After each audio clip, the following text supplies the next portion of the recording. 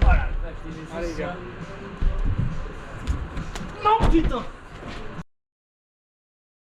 Ça, c'est moi qui galère à faire une cordeau de niveau 7, le niveau le plus difficile de ma salle d'escalade. Mais avant d'en arriver là, faut quand même que je te raconte 2-3 trucs. Ça fait presque 9 ans que je fais du parkour et du badminton. Deux sports que j'adore, mais avec lesquels j'ai toujours eu une approche plutôt instinctive. Je saute, je joue, je teste, je m'écoute beaucoup et je me laisse porter. J'ai jamais trop réfléchi à l'optimisation, à la rigueur, au placement millimétré. J'ai une approche très créative du mouvement et honnêtement, ça me freine dans ma progression. Au passage, pense à t'abonner, sinon je flash ton projet. Fatalement, à un moment, j'ai eu envie d'un nouveau truc. Un sport que je ne connaissais pas, un univers où je pourrais repartir de zéro, et surtout une discipline où je ferais les choses sérieusement, du début à la fin. J'avais envie de mettre mon ego de côté et de me lancer dans une progression méthodique.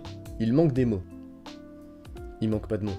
De devenir élève à nouveau, d'apprendre, d'analyser, de galérer aussi, clairement. Et c'est comme ça que j'ai commencé l'escalade. Et tu verras, j'y ai trouvé bien plus que ce à quoi je m'y attendais. Accroche-toi, on est parti. Ceux qui grimpent le savent. L'escalade, c'est un sport aussi ingrat que magnifique. Déjà, ta première séance, tu comprends très vite que cette activité n'est pas ton ami. T'es là, tu fais ta vie, tu galères dans des blocs d'échauffement, tu vois des gamins de 13 ans randonner sur des prises que toi, t'arrives même pas à tenir, et au bout d'une heure et demie, tu découvres les bouteilles. C'est quoi les bouteilles? Bah c'est tes bras pétrifiés par l'acide lactique. Et à ce moment-là, c'est fini. Je veux dire, t'as pas vraiment d'autre choix que d'avaler ton seum et attendre que ton corps s'adapte à cette charge de travail atroce qui lui tombe dessus parce que tu bourrines comme un débile. Ce sport est profondément frustrant. Et c'est toi-même qui décide d'aller faire une séance où 95% du temps, c'est l'échec qui t'attend. Avoir la bonne lecture, les bons timings et la bonne manière de serrer les prises du premier coup, c'est rarissime. Et si un seul de ces points te fait défaut, tu tombes, et pourtant t'y retournes quand même. Parce que malgré la frustration, la peau arrachée et les courbatures en chaîne, il y a une certaine forme de justice dans ce sport. Si t'es pas prêt, ça passe pas. Mais quand ça passe, c'est toi. C'est pas un coup de chance, c'est pas un relâchement de la part de tes adversaires.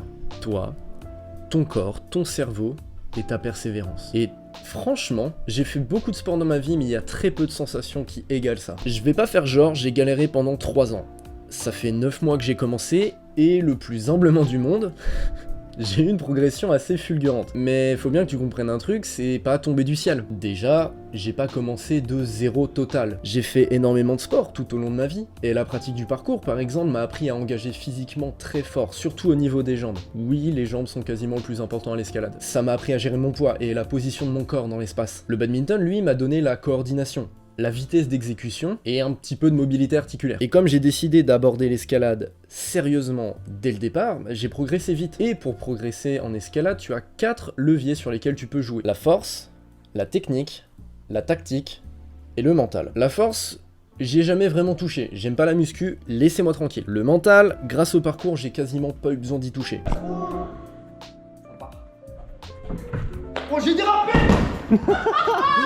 Je dis quasiment, oui la dalle, c'est toi que je vise. Reste plus que la technique et la tactique, et c'est totalement là-dessus que j'ai charbonné. J'ai volé tout ce que je pouvais piquer aux grimpeurs chevronnés de ma salle, et sans mentir, j'ai dû bouffer quelque chose comme 150 heures de vidéos sur le sujet. À chaque session, je m'imposais une intention, une technique, une posture, un style, et j'ai multiplié les séances, allant de 2, 3 fois, voire 5 fois par semaine. Du coup, je me suis blessé, donc ça m'a calmé, et 1 mois et demi plus tard, j'étais de retour sur les murs. Et petit à petit, il y a certaines choses qui ont commencé à cliquer dans mon cerveau. Tu commences à comprendre comment tenir les différents types de prises. Tu comprends comment placer tes pieds pour délester tes bras d'un petit peu de poids. Petit à petit, les dalles techniques qui te semblaient impossibles, bah tu commences à les gérer et même à aimer ça. Sans déconner, petite parenthèse sur la dalle. La dalle, c'est un profil de bloc où le mur sur lequel tu grimpes fait un angle de 90 degrés ou plus par rapport au sol. C'est absolument terrifiant, mais bordel, quand t'en passes une, t'as vraiment l'impression d'être le dieu de l'escalade. Bref, toutes ces wins mises bout à bout, c'est ces moments où tu sens que t'as pas juste grimpé, t'as grimpé mieux. Bah franchement, quand tu viens d'un sport où ça fait des années que t'es bloqué parce que t'y vas au feeling, ça donne envie de continuer. Au final, l'escalade, ça m'a pas juste fait progresser physiquement, ça m'a vraiment retourné le cerveau sur certains trucs. D'abord, ça m'a appris l'humilité. Ah, je peux te dire, c'est pas le parcours où j'apprends des nouveaux tricks sans faire exprès qu'aller s'en charger. T'as beau être en forme, agile et coordonné, si t'as pas la bonne posture ou la bonne manière de tenir les prises, t'es par terre. Et ça, peu importe ton niveau dans les autres sports. Ensuite, ça m'a obligé à ralentir, à observer avant d'agir, à réfléchir avant de forcer, et à accepter l'échec sans me braquer. Sans rire, j'irais même jusqu'à dire qu'il y a toute une dimension méditative à l'escalade, et ça je l'ai retrouvé dans aucune autre pratique pour le moment. Et tous ces changements, je les ai ressentis dans ma vie au-delà de la salle, dans ma façon de prendre des décisions, de gérer ma frustration, même